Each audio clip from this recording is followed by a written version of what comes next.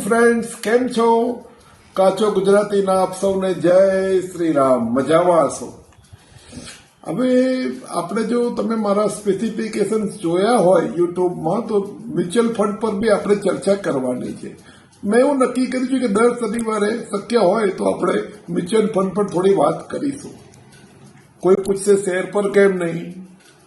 કારણ કે શું છે કે શેર તો કોને પોસાય જે રાત દિવસ માર્કેટમાં હોય, અડધી રાતે અમેરિકાનું માર્કેટ જોઈ શકતો હોય, સવારે માર્કેટ સ્ટાર્ટ કરતા પહેલા જાપાનથી માંડીને બધા જ યુરોપના માર્કેટનો ટ્રેન્ડ જોઈ શકતો હોય, જેની રિસ્ક ટેકિંગ કેપેસિટી બહુ વધારે હોય, જેને કંપનીના ટેકનિકલ અને ફંડામેન્ટલ બંનેનું નોલેજ હોય, જેને માર્કેટના ફંડામેન્ટલનું નોલેજ હોય, જેને એફઆઈઆઈ અને ડીઆઈએનું ફ્લોનું નોલેજ હોય, જેને સેક્ટર સ્પેસિફિક ન્યૂઝ ખબર હોય, જેને કંપની સ્પેસિફિક ન્યૂઝ ખબર હોય કે કોઈ કંપનીની એન્ટી ડમ્પિંગ ડ્યુટી ચેન્જ નથી થતી ને, વધતી ઘટતી નથી ને, સેબી કોઈ રેગ્યુલેશન લાવે તો એના વિશે એને માહિતી હોય, સરકાર કોઈ રેગ્યુલેશન લાવે એના વિશે આટલી બધી માહિતી હોય એટલે શેર બજારમાં ઇન્વેસ્ટમેન્ટ કરવું જોઈએ.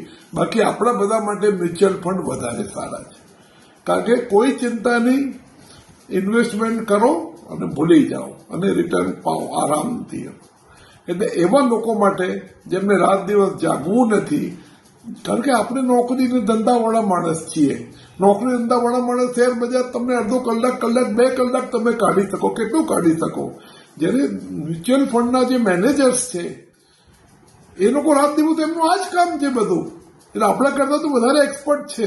એમની પાસે MBA ફાઇનાન્સ ને બધી મોટી મોટી ડિગ્રીઓ છે અને 20 થી 30 વર્ષનો અનુભવ છે. આપણી પાસે MBA હોય કે ના હોય, આપણો એવો અનુભવ નથી ને આપણું કામ મુખ્ય જુદું છે. એનું પ્રાઇમ કામ તે છે. આપણું પ્રાઇમ કામ આપણું નોકરી ધંધો છે. આપણી તો સાઈડનું કામ છે. જેનું પ્રાઇમ કામ છે એને સોંપો ને ભાઈ. આપણે એની માથાકૂટમાં કરવી પડતી. અડધી રાતે અમેરિકાનું માર્કેટ જોવું કે સવારમાં જાપાનનું માર્કેટ જોવું કે સેબી કોઈ રેગ્યુલેશન લાવે છે કે નહીં જોવું કે ભાઈ એફઆઈઆઈ ડીઆઈએનું ફ્લો જોવો કે કોઈ કંપનીમાં એન્ટી ડમ્પિંગ ડ્યુટી આવી, એ બધું આપણું કામ છે. પહોંચી જ ના વળીએ. એટલે મારી રિક્વેસ્ટ એ છે કે બધા રોકાણકારો માટે મ્યુચ્યુઅલ ફંડ બેસ્ટ છે. જે લોકો આ બધું જોઈ શકતા હોય ને, જેમની રિસ્ક ટેકિંગ કેપેસિટી વધારે હોય, એ ભલે શેર બજારમાં રોકાણ કરે. હવે એક મુખ્ય વાત એ કરવાની કે આમાં કોઈ પણ ઇન્વેસ્ટમેન્ટ કરતા પહેલા તમારે ફાઇનાન્શિયલ એડવાઇઝરની સલાહ લેવાની. હું કોઈ એડવાઇસ આપવાનું છું નહીં, કારણ કે હું એના માટે ક્વોલિફાઈડ નથી. આપણે જનરલ વાતો કરવાની છે કે ભાઈ આમાં મ્યુચ્યુઅલ ફંડ વધારે સારા છે શેર કરતા. એના કારણો આપણે જોયા. પ્લસ આપણે એકાદ એવું મ્યુચ્યુઅલ ફંડ જોઈશું જે એમાં રોકાણ કરી શકાય. આજે આપણે એવા ઇન્વેસ્ટરની વાત કરીશું જે એકદમ સેફ છે, જેમણે જિંદગીમાં શેરમાં કે મ્યુચ્યુઅલ ફંડમાં પૈસા રોક્યા જ નથી, અથવા મ્યુચ્યુઅલ ફંડમાં જ ખાલી રોક્યા છે, અને એ પણ એકદમ સેફ. અને મોટા ભાગે એફડી જ કરાવે છે એ લોકો. એફડી સિવાય કશું કરતા છે નહીં. એફડીમાં 5 થી 7% વચ્ચે રિટર્ન મળે. જુદા જુદા રેટ પ્રમાણે સિનિયર સિટીઝન હો તો 8% મળે તમને, પણ કેટલું?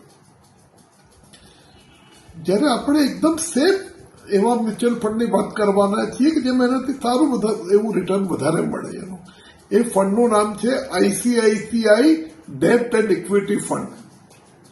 એ લગભગ 75% જેટલું ઇક્વિટીમાં ઇન્વેસ્ટ કરે છે અને 25% જેટલું ડેપ્ટમાં રિટર્ન કરે છે. એનું છેલ્લા 1 વર્ષનું રિટર્ન 12.5% છે. એની કેટેગરી એવરેજ એનાથી 5% ઓછી છે, એટલે કે 7.5% છે. સેન્સેક્સ અને નિફ્ટીમાં તો શું થયું છે 1 વર્ષમાં તમને બધાને ખબર જ છે. છેલ્લા 3 વર્ષનું રિટર્ન એનું 20% છે. છેલ્લા 5 વર્ષનું રિટર્ન એનું 12.5% છે. છેલ્લા 10 વર્ષનું રિટર્ન એનું 12.5% છે. અને જ્યારથી સ્ટાર્ટ થયું 1993 ત્યારથી એનું રિટર્ન 17.5% છે. હવે 6 થી 8% તમને વ્યાજ મળે એના કરતાં તો કેટલું બધું સારું અને એકદમ સેફ. અને ક્યારેય એને નેગેટિવ રિટર્ન આપ્યું જ નથી. તમે બિંદાસ આની અંદર ઇન્વેસ્ટ કરી શકો સુખેથી અને ઊંઘતા કમાઈ શકો.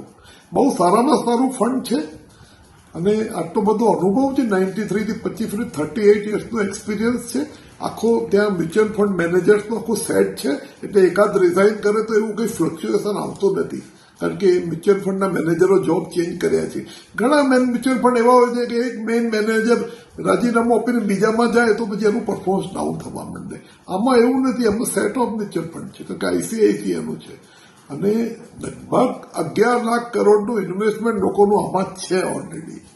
અને એવા લોકોનું જ વધારે છે કે જે જનરલી એફડી પસંદ કરે છે, ફિક્સ ડિપોઝિટ. 6 થી 8% રમનારા લોકો માટે આ તમને મિનિમમ 12, 15, 20% રિટર્ન આપશે, મેં તમને કહ્યું હોય.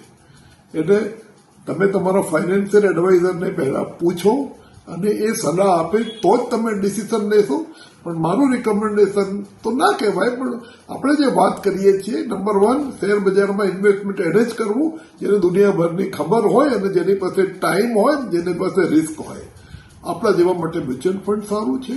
અને જે લોકો એકદમ સુરક્ષિત રમે છે, એકદમ સેફ છે, એફડી પસંદ કરે છે, તેના માટે આઈસીઆઈસીઆઈ ડેબ્ટ એન્ડ ઇક્વિટી ફંડ સારું છે. તમે તમારા મ્યુચ્યુઅલ ફંડ મેનેજરને પૂછજો અને એના બેઝ પર ડિસિઝન લેજો.